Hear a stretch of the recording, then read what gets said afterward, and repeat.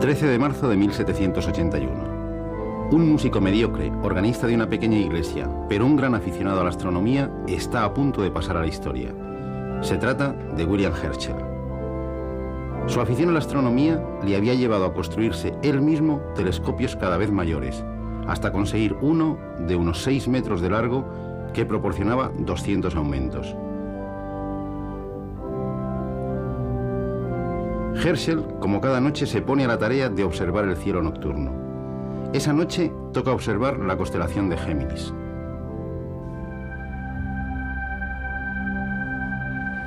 Esta región del cielo es bien conocida por Herschel. Todo parece indicar que será una observación rutinaria. Sin embargo, y para su sorpresa, algo no encaja con sus mapas estelares.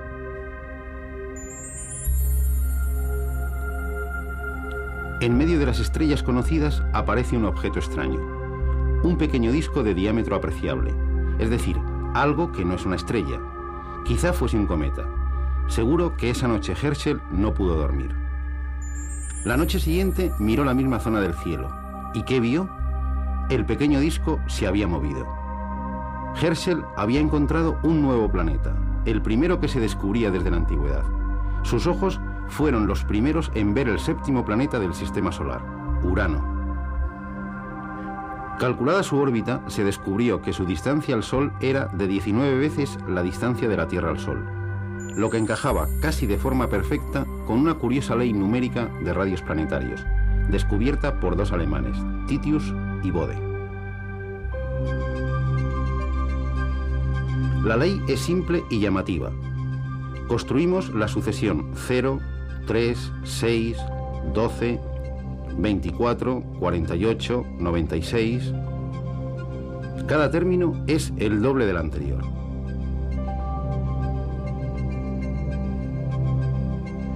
Sumamos 4 a cada término y lo dividimos por 10. Obtenemos 0,4, 0,7, 1, 1,6, 2,8, 5,2, 10, 19,6. Si comparamos estos números con las distancias de los planetas al Sol, medidas en unidades astronómicas, es decir, tomando como unidad la distancia Tierra-Sol, la aproximación es extraordinaria. Pero hay algo que falla. No hay ningún planeta que se corresponda con la distancia 2,8. Este planeta ausente resultó no ser un verdadero planeta. En efecto, en 1801 se descubre el asteroide Ceres, pero su pista se pierde al cabo de unos meses, al pasar detrás del Sol. Con los pocos datos de esas escasas observaciones, un joven matemático alemán de 24 años, Carl Friedrich Gauss, realizó los cálculos de su órbita y señaló hacia dónde tenían que apuntar los telescopios para reencontrar a Ceres. Y en efecto, allí estaba. Y tras la órbita de Ceres, las de Palas, Vesta y Juno. En el lugar del 5º planeta de Bode no había uno, sino un rosario de pequeños planetas, el cinturón de asteroides. Este entretenimiento matemático le valió a Gauss el nombramiento como director del Observatorio Astronómico de Göttingen, hasta la fecha de su muerte 54 años después.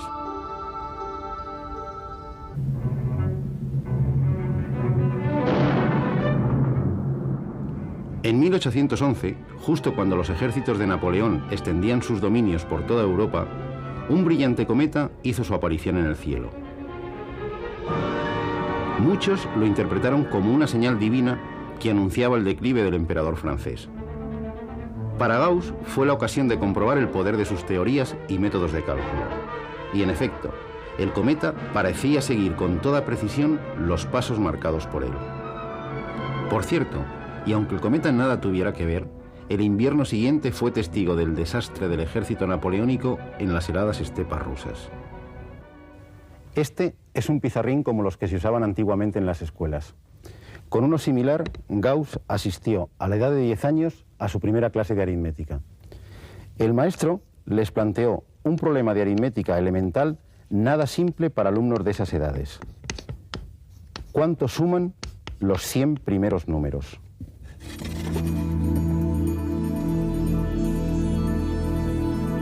Gauss, en menos de un minuto y sin realizar ninguna operación, escribió el resultado y le entregó el pizarrín al maestro. Había escrito este número, 5050, que es el resultado correcto. ¿Cómo lo hizo? Sencillamente sumando por parejas, el primero y el último, el segundo y el penúltimo, el tercero y el antepenúltimo. Los resultados de cada una de estas sumas coinciden y siempre valen 101. Para obtener el resultado final, basta contar el número de parejas, 50, y multiplicarlo por el resultado de cada suma. 50 por 101 igual a 5050. El maestro descubrió que tenía ante sí a un auténtico genio matemático. A la edad de 18 años, Gauss realizó un descubrimiento que por sí solo le habría hecho pasar a la historia de las matemáticas. Tiene que ver con estos dos instrumentos, una regla y un compás. Euclides demostró que utilizando exclusivamente una regla y un compás, es decir, trazando solo rectas y círculos, se pueden construir los polígonos regulares de 3, 4, 5 y 15 lados. Construir un triángulo equilátero es relativamente sencillo. Para construir un cuadrado, basta con trazar la perpendicular por uno de los extremos del segmento original y marcar sobre ella un segmento de igual longitud.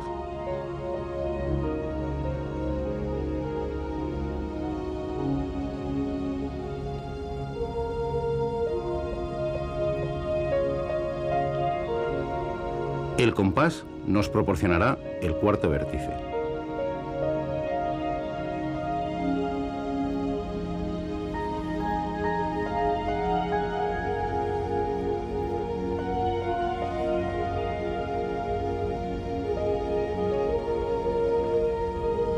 Una vez construidos estos polígonos, es fácil construir aquellos cuyo número de lados es justo el doble.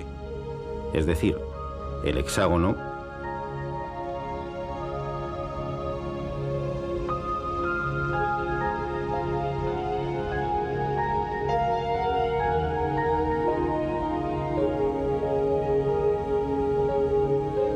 el octógono,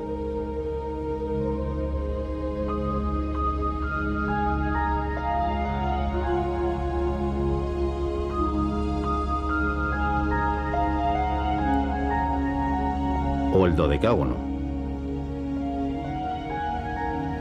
Desde los tiempos de Euclides se pensaba que era imposible construir con regla y compás exclusivamente polígonos regulares con un número de lado distintos de estos.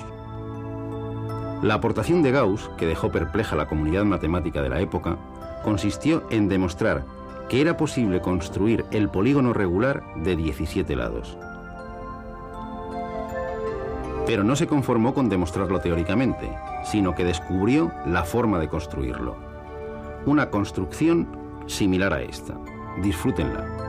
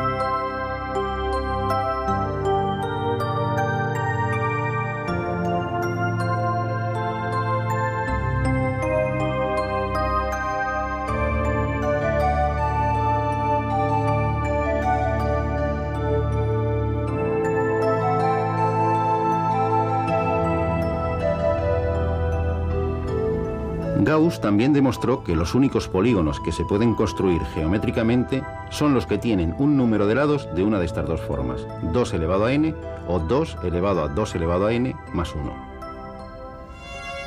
Acababa de resolver un problema de más de 2000 años, pero no sería el último. Este resultado es el primero que anota el 30 de marzo de 1796 en un diario científico que acompañará a Gauss hasta su muerte y que constituye uno de los documentos más valiosos de la historia de las matemáticas. No es un gran libro, es un pequeño cuaderno de 19 páginas en el que Gauss realizó 146 anotaciones. Por desgracia para la ciencia, muchos de los descubrimientos anotados por Gauss en este cuaderno no vieron la luz hasta 1898, 43 años después de su muerte. El 10 de julio de 1796, Gauss, que solo tiene 19 años, hace una extraña anotación. Eureka, número igual a delta más delta más delta. Para entenderla, tenemos que remontarnos a Pitágoras y a sus números poligonales. Los números triangulares son los que se pueden representar mediante puntos formando triángulos.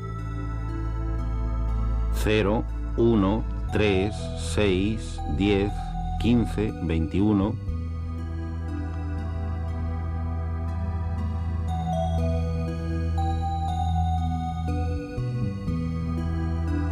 Con su anotación, Gauss refleja un resultado increíble, de ahí su alegría. Todo número natural es la suma de tres números triangulares.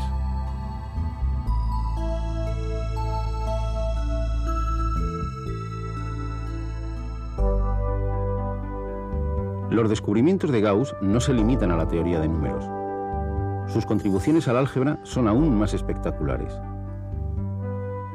Esta expresión es una ecuación de primer grado. 3x menos 6 igual a 0. Es fácil encontrar su solución, x igual a 2. Cambiando en la ecuación la x por 2 se verifica la igualdad, y la podemos representar como un punto en una recta. X al cuadrado menos 2x menos 3 igual a 0. Esta es una ecuación de segundo grado. También es fácil encontrar sus soluciones, x igual a 3 y x igual a menos 1. Son números reales, es decir, puntos de la recta real. Todos los números reales se pueden representar en una recta de esta manera. No es tan sencillo encontrar las tres soluciones de esta otra de tercer grado. X cubo más x cuadrado menos 9x menos 9 igual a 0. Podemos comprobar que son estos tres números, 3, menos 1 y menos 3, otros tres puntos de la recta. Todo parece sugerir que toda ecuación tiene tantas soluciones como indica su grado. Sin embargo, observemos esta, en apariencia sencilla, x cubo menos 8 igual a 0. Una solución es x igual a 2, pero ¿dónde están las otras dos? Si probamos con números mayores que 2, por ejemplo 2,5, obtenemos cantidades mayores que 0. Si probamos con números menores o incluso negativos, tenemos siempre cantidades menores que 0. Todo parece indicar que esta ecuación de tercer grado solo va a tener una solución. Al menos en la recta real no vamos a encontrar más que una. Fue Gauss, esta vez a los 22 años, en su tesis doctoral, quien nos dijo dónde buscar esas soluciones esquivas, consiguiendo de paso la aceptación por los matemáticos de un nuevo universo numérico, los números complejos. ¿Qué es un número complejo? Empecemos por el principio. Al resolver algunas ecuaciones, aparece en las soluciones la raíz de menos 1. Decididamente, ningún número real elevado al cuadrado vale menos 1. Es decir, la raíz de menos 1 no es ningún punto de la recta real. La idea genial de Gauss fue situar la raíz de menos 1 en un eje perpendicular a la recta real, el eje de los números imaginarios. El complejo 3 más 4i, que significa 3 unidades reales y 4 imaginarias, será este punto.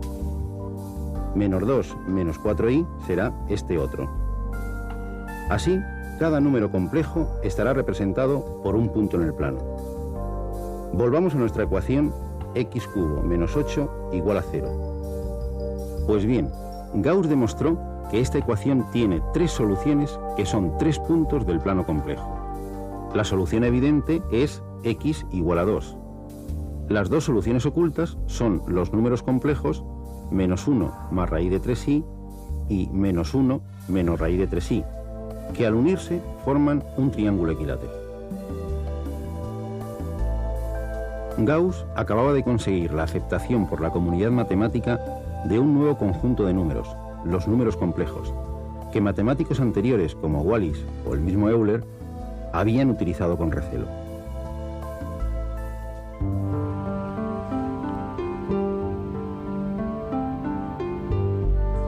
Desde Euclides, pocos habían cuestionado su famoso quinto postulado. Si dos rectas, al ser cortadas por una tercera, forman con esta ángulos cuya suma es menor de 180 grados, las dos rectas se cortan en un punto. Postulado históricamente más conocido como postulado de las paralelas. Por un punto exterior a una recta solo se puede trazar una paralela a la misma. En el siglo XVIII, Legendre demostró que este postulado es equivalente a afirmar que la suma de los ángulos de un triángulo es igual a 180 grados.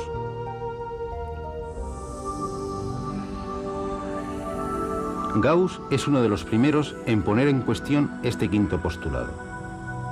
En un plano, efectivamente, los tres ángulos de cualquier triángulo suman 180 grados. Pero esto no es cierto si transformamos el plano en una esfera. Una esfera es una superficie de curvatura positiva. En ella, las rectas se han convertido en círculos máximos. Y con arcos de estos círculos máximos podemos construir triángulos como este. Este ángulo del triángulo mide 90 grados, pero el segundo también mide 90 grados. Y el tercero también mide 90 grados, es decir, la suma de los ángulos es mayor que 180 grados. Si en el plano, según Euclides, los ángulos de todo triángulo siempre suman 180 grados y en la superficie esférica suman más de 180 grados, ¿existirá una superficie en la que los ángulos de un triángulo sumen menos de 180 grados? Poincaré, a principios del siglo XX, nos brinda una representación en el plano de este tipo de superficies.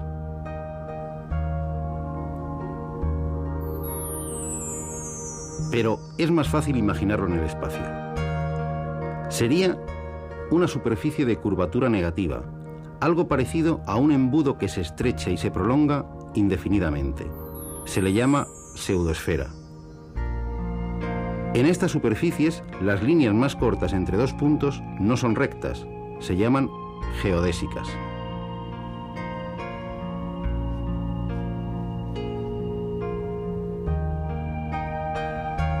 Si construimos un triángulo con tres de estas geodésicas, la suma de sus ángulos es menor que 180 grados. A esta geometría se le llama geometría hiperbólica. Además de la geometría euclídea, existen no una, sino al menos dos geometrías no euclídeas, la elíptica y la hiperbólica, tan consistentes como la euclídea.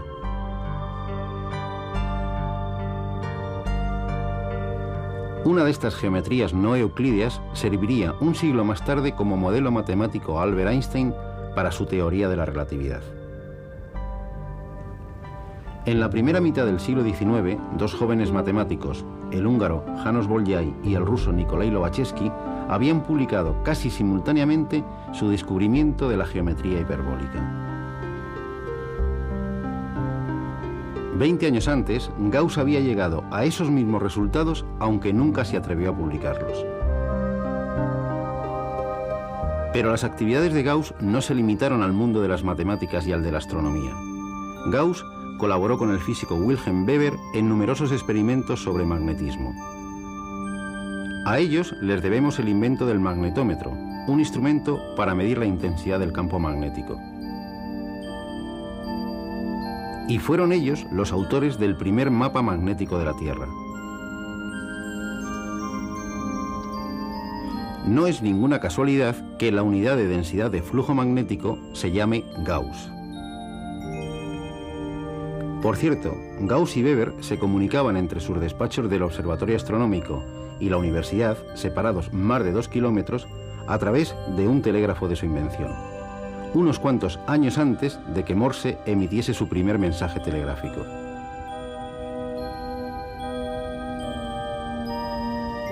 Los descubrimientos de Gauss se extienden por casi todas las ramas de las matemáticas, desde la aritmética al análisis de funciones, desde el cálculo de órbitas planetarias al trazado de mapas terrestres y al estudio de curvatura de superficies. Muchas de sus aportaciones no han podido ser apreciadas en todo su valor hasta bien entrado el siglo XX.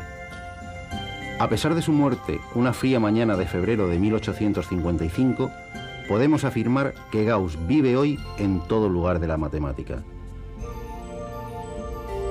Sin duda, no es exagerado el apelativo con el que se le conoce entre la comunidad científica: el príncipe de los matemáticos.